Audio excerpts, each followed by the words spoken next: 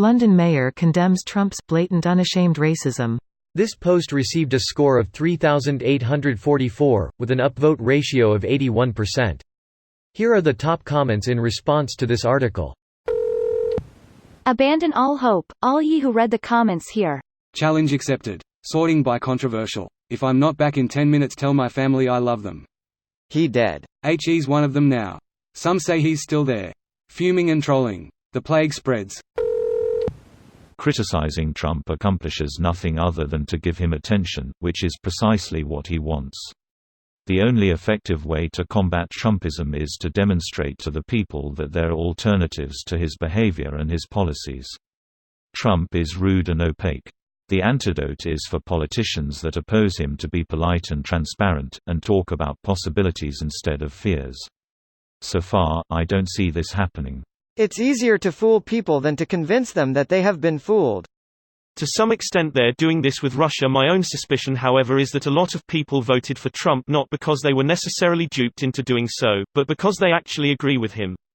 I think this is one of the things America is struggling to accept. There is a significant minority rump of support for precisely the sorts of opinions that Trump spouts. This group is larger than America is comfortable about admitting. I think you've missed a big point as to why Trump won. The people that agree with his nonsense were always there, but it's not why he won. Things have been getting worse and worse in these areas since the 80s, despite drastic changes in leadership.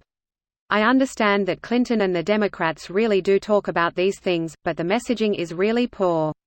What is disappointing is that people don't take responsibility for their own situation and learn new skills or move or try different occupations to improve their situation. This allows scummy politicians to sell them dreams of yesteryear and good old days and only I can make this right for you, when deep down they know the world is changing.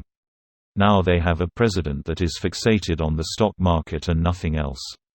Considering his remarks, I'm amazed Trump is invited anywhere by anyone. The focus should be on giving a hand up rather than a handout to the less fortunate. For some reason thought Boris Johnson was still mayor and mentally said fart. That dude does everything except give a damn about London.